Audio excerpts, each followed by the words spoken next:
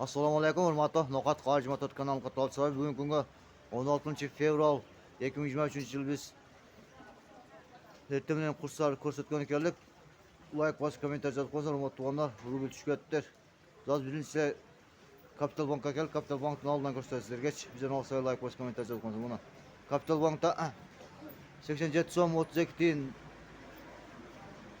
dollar, 90 so'm 30 tiyin euro, 1 so'm 16,5 tiyin rubl ekan. Hurmatli tuganlar, qarangizlar. Kapital Bankda shunday ekan, boshqa banklarda ko'ramiz, boshqa banklarda qanday ekan shu yerdan ko'rishamiz. Hurmatli tuganlar, Kirson Bankka keldi. Kirson Bankda 87 so'm 32 tiyin dollar, 90 so'm 50 tiyin euro, 1 so'm 17 tiyin ekan bu yerda. Qarangizlar. Hurmatli tuganlar, hozir biz bulamash joyiga keldik. Hozir 87 so'm 30 tiyin dollar, 1 so'm 16 tiyin rubl, Qozoq tengasi 12 tiyin, O'zbekiston 75 tiyin ekan. Hurmatli tuganlar, qarangizlar. Bu yerdeler şunday ekan, qarangizlar. 87 so'm 30 tiyin dollar, 1 so'm 16 tiyin rubl, Qozoq tengasi 0,13 tiyin, O'zbekiston 0,75 tiyin ekan. Qarangizlar. Bulamash joylarda.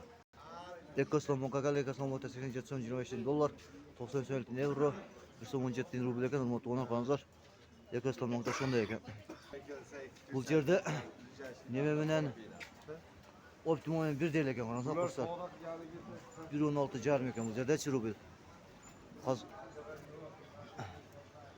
Dolar 87 so'm 40 tiyin, euro 94 so'm 40 tiyin, rubl olsa 1 so'm 16,5 tiyin ekan rubl. Qarangizlar, hurmatli tuganlar. Hurmatli tuganlar, shunday No'qat Qarji Motor kanaliga qo'shishib, daima tinch bo'lib, omon bo'lib ko'rishishga. Assalomu alaykum va rahmatullohi va barakatuh. No'qatda havo sal sovuqroq, tuman. Suv tuman qurasiga kelib tanishgan ekanlik.